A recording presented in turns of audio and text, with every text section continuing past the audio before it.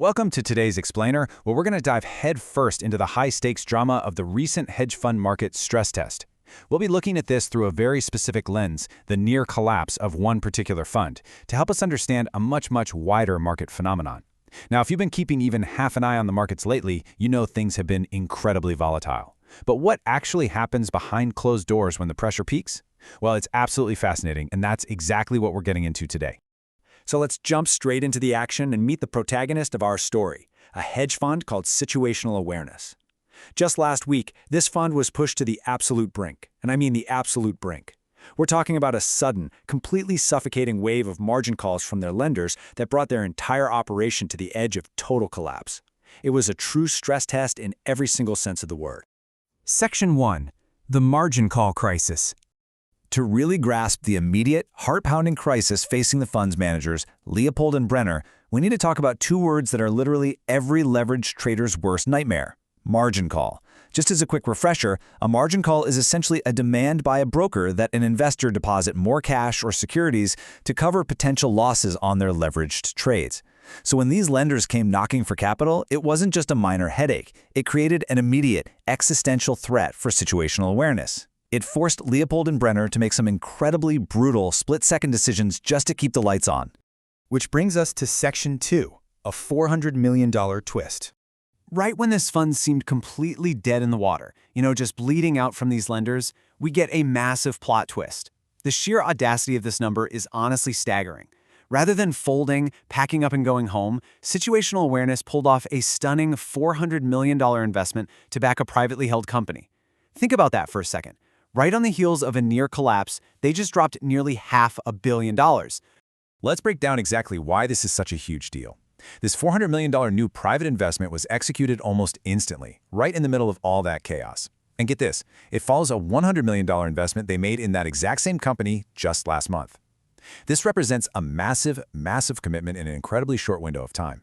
It's a wildly aggressive move, and it's our first real sign of how Leopold and Brenner intend to pick up the pieces and aggressively re-enter the market. They aren't retreating, they're charging forward. So the obvious question is, how on earth did they afford this survival pivot? Well, to survive the margin calls, they completely dumped their public market investments. They basically had to undersell those public positions while fiercely protecting and, as we just saw, doubling down on their private AI holdings. They literally amputated one part of their portfolio just to save the part they truly believed in. Section 3. Measuring Investor Confidence. What was the actual underlying motive behind this massive deployment of capital? Well, according to analysis by Bloomberg's chief hedge fund correspondent Nishant Kumar, this wasn't just your standard investment. It was primarily a deliberate signal, a flex really. It's a statement of confidence. Situational awareness is essentially loudly broadcasting to outside investors that, hey, they still have plenty of dry powder to deploy, and they remain fiercely committed to their private AI strategy. It is financial posturing at its absolute finest. But that does bring us to a pretty vital question.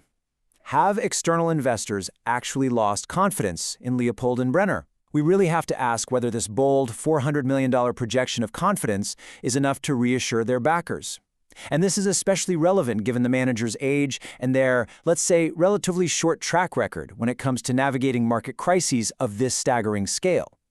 Honestly, the jury is still very much out on whether investors are actually going to buy this narrative. Moving to Section 4, the crowded AI trade. Let's zoom out to the macro picture for a minute, because situational awareness wasn't operating in a vacuum here, and they certainly weren't the only fund playing a very dangerous game. Heading into July, the broader hedge fund landscape was deeply exposed. Countless managers were leaning heavily into momentum, technology, and AI bets, and crucially, they were doing it with very high leverage.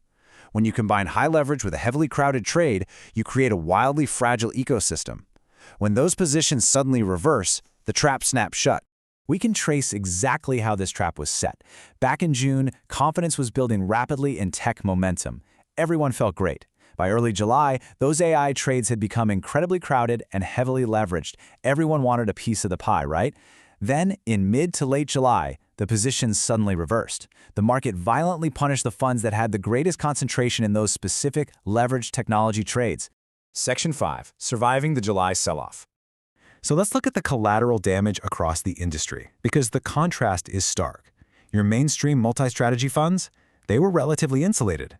Some were down maybe 3 to 4%, and some even ended up positive.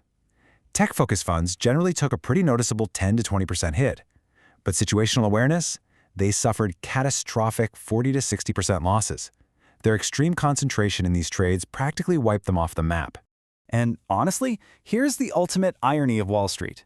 Those big multi-strategy behemoths, the ones managing tens of billions of dollars who barely got a scratch during the sell-off, they swooped in like sharks. They bought up the very bets that situational awareness was forced to undersell during those margin calls we talked about. Those multi-strat funds ended the month in positive territory, literally turning a profit amidst the total chaos of Leopold and Brenner's near collapse. Section 6. What happens next? To see how this dramatic sell-off ultimately resolved, we have to look at the very end of the month, because it turns out an existential disaster for a lot of hedge funds was narrowly averted by the absolute skin of their teeth. For the first 29 days of July, it was pure suffering for these crowded AI trades. But then, out of nowhere, in the final 2 days of the month, the market experienced this massive, sudden bounce back. That last-minute rally is literally the only reason those 10 to 20% losses didn't become 40, 50, or 60% losses for the rest of the tech-focused sector. Grounding this back in Bloomberg's expert reporting, Nishant Kumar notes that while the losses don't seem existential across the broader board just yet, well, you never know. Because this remains, as he puts it, probably the most crowded trade right now in the entire market. Sure, a total collapse was dodged this time around thanks to that 2-day miracle rally, but the sheer crowdedness of these leveraged AI trades, it's still a ticking time bomb. Which leaves us with this final thought for today's explainer. The AI trade survived July. Barely. But as funds like situational awareness bravely, or, maybe recklessly, double down with massive $400 million bets, we have to wonder, is Wall Street truly prepared for the next wave of volatility? Because when the next stress test arrives, and it absolutely will, who's going to be left holding the bag? Thanks for learning with me today, and I'll see you in the next explainer.